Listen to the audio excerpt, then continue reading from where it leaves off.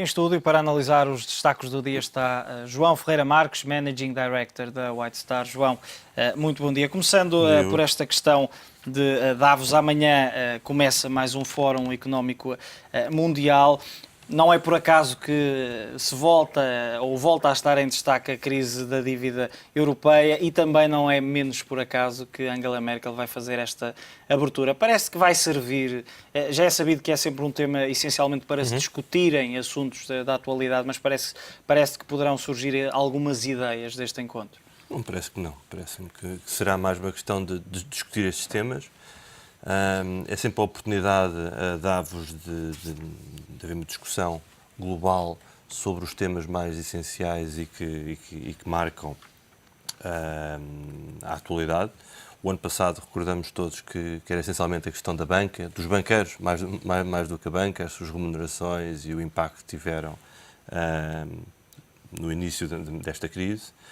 Este ano também não vão faltar tópicos, a começar pela crise da zona euro, do euro, e outros políticos também. Estamos a falar das questões do Médio Oriente, também o potencial ou não crescimento nos Estados Unidos, ou recuperação dos Estados Unidos, por isso este ano não irão faltar tópicos, com certeza.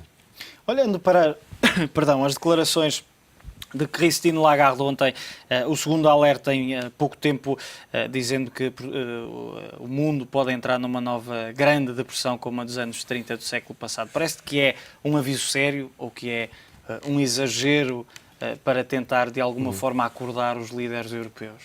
Não, é um aviso sério. Agora, se será exatamente uma depressão semelhante ou não com a Grande Depressão, isso há especulação e acho que foi mais utilizado como uma forma figurativa de estar a comparar o que poderá vir a acontecer.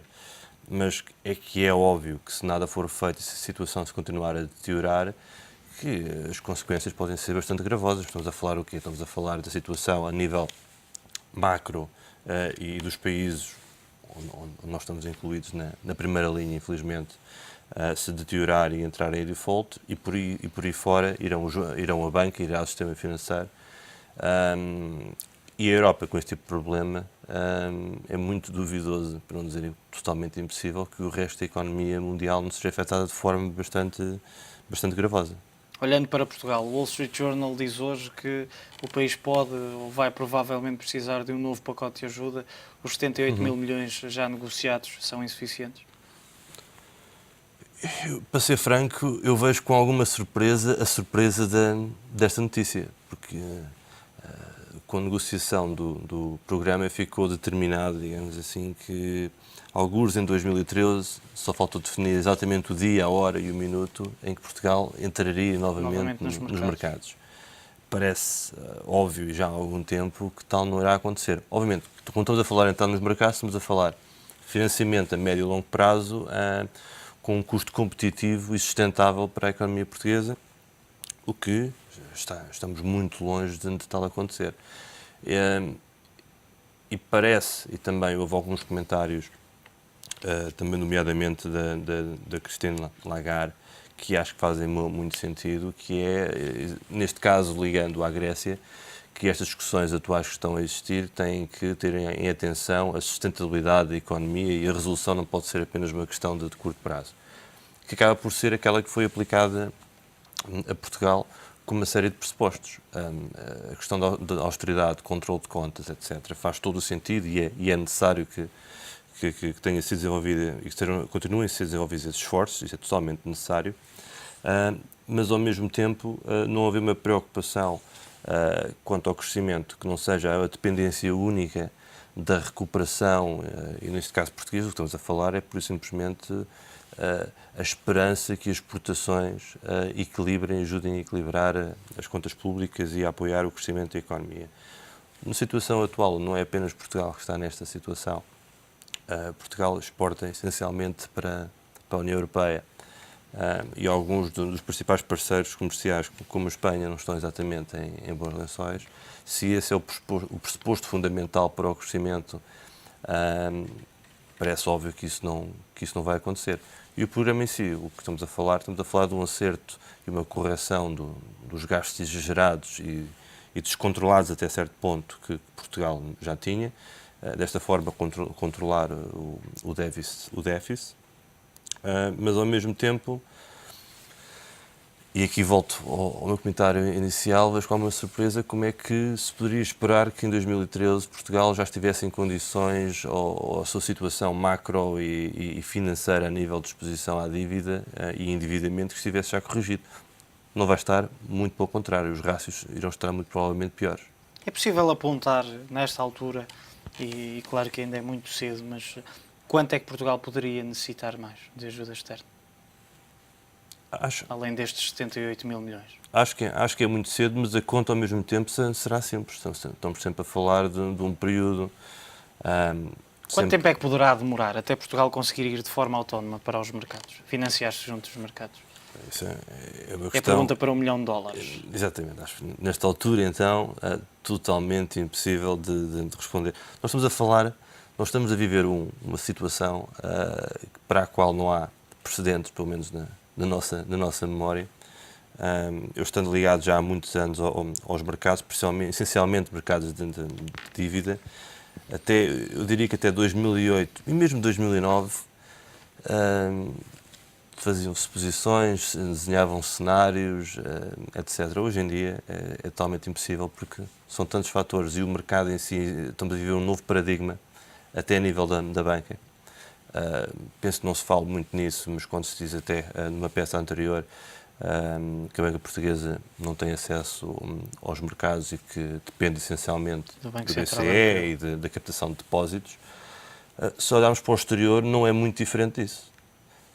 É óbvio que alguns bancos grandes de grande dimensão têm outras formas de financiamento com outros produtos, mas não são sustentáveis ao custo que hoje em dia têm acesso, e estamos a falar de um pequeno número de bancos, por isso não estamos só a falar do caso português, estamos a ver um novo paradigma que torna totalmente impossível este tipo de desenhar cenários. Em relação ao montante que Portugal poderá precisar, acho que é um cálculo relativamente simples e será sempre a função do refinanciamento imediato, pelo menos, quando digo imediato, digo 1 a 2 anos, não só de dívida a maturar nesse prazo, como também o rollover do atual pacote. É disso que estamos a falar. Olhando para outro tema que é, digamos, a tua praia, a gestão de carteiras de crédito, como é que está o mercado e pela experiência que tens e por aquilo que vais fazendo no teu dia-a-dia, como é que está esse mercado da gestão da carteira de créditos? Que expectativas é que há? E é sempre um pouco... quem olha e que não esteja por dentro do tema pensa, então numa altura de tanta crise em que as pessoas não querem ou não podem pagar os créditos, andam a comprar carteiras de crédito. Como em qualquer ativo, o apetite por uma determinada situação, neste caso carteiras de crédito em cumprimento ou em incumprimento, é sempre uma questão de preço. E a questão de preço é pertinente e há execução e existem transações quando as duas contrapartes, estamos a falar de coisas simples e básicas, mas às vezes é melhor voltarmos ao básico para entendermos a dinâmica das coisas. É quando o preço se encontra, quando a vontade de duas contrapartes, do vendedor e do comprador, se encontram. Os compradores que nós vemos no mercado, especialmente para este tipo de carteiras, estamos a falar que são clientes da White Star também, e essencialmente estamos a falar de grandes bancos de investimento internacionais e grandes fundos internacionais também de investimento, que têm este tipo de apetite, em primeiro lugar porque são especializados. Não estamos a falar de um ativo, de algo já formatado, de uma obrigação ou algo do género, em que o trabalho de casa ou a especialização desse investidor é curta, digamos assim, não precisa de entrar em grande detalhe. Estamos a falar de investidores que conhecem e fazem um grande trabalho de casa para entender o ativo subjacente, neste caso, mais uma vez, as carteiras de crédito. E o apetite deles é dedicado e tem atenção ao retorno que eles esperam. E como estamos a falar de um ativo que, mais uma vez, tem o seu quê e o seu know-how específico, não havendo tantos investidores para este tipo de produto, obviamente que o preço se torna mais atrativo. Se houvesse muito mais investidores com este conhecimento, obviamente que os preços cairiam. do lado vendedor. Do lado vendedor estamos essencialmente a falar de bancos. A banca em Portugal, e no caso concreto português, isto aplica-se não só à Europa, porque este mercado existe, é um mercado não, obviamente, com um pequeno número de contrapartes, mas já existe há bastante tempo internacionalmente, e em Portugal há relativamente pouco. Os bancos em Portugal têm necessidade, que é pública, e a obrigação até, de fazer um deleverage do seu balanço. O deleverage é feito basicamente de duas formas, ou esperando pela amortização natural da carteira, juntamente com o facto que hoje também todos nós temos essa experiência, e por outro lado também a torneira do crédito estar fechada, ou relativamente fechada, por isso só por esse efeito há alguma amortização das carteiras de crédito, e pela venda também de partes dessas carteiras, essencialmente em cumprimento, porque tem ligar essas carteiras temos provisões, temos imparidades, temos custo de oportunidade, temos custo de capital, e ligando estes dois fatores, a esperança ou a expectativa, melhor dizendo, que o investidor tem para este tipo de carteiras e a vontade e as necessidades de capital e também de libertação de recursos humanos que a banca terá, existem então essas transações de carteiras. No nosso caso, o que podemos dizer é que temos uma plataforma, a Whitestar foi criada, ao contrário de outras empresas, porque temos que separar, muitas vezes fala-se em cobranças de créditos, não é isso que a Whitestar. A Whitestar é pioneira neste tipo de atividade, que tem um termo anglo-saxónico de Special Servicing, que é aplicável também a titularizações, à gestão de ativos titularizados, que tem uma dinâmica e uma exigência técnica muito superior à gestão pura e simples de uma carteira de crédito, e isso motiva também o crescimento das gestoras destes ativos, como a Whitestar. A título de exemplo, estamos agora com cerca de 180 pessoas, éramos 90. É um bom sinal em tempos de crise. É um bom sinal porque poderá dizer-se, como já é um comentário que muitas vezes são feitas, esta é a altura ideal para este tipo de negócio se desenvolver. Eu não concordo exatamente com essa perspectiva, porque este negócio existe sempre, ou esta dinâmica e esta exigência existe sempre, e por simplesmente estamos agora dedicados ao mercado português e desenvolvê-lo e tentar ajudar todas as contrapartes. E essas contrapartes são muito simples, estamos a falar sempre de um triângulo do investidor, do banco originador e dos gestores também. João, muito obrigado por este esclarecimento. João Ferreira Marques, Managing Director da Whitestar. Altura para um curto intervalo. Na segunda parte deste mercado global, fica a conhecer as mansões de alguns dos homens mais ricos do setor tecnológico mundial. Até já.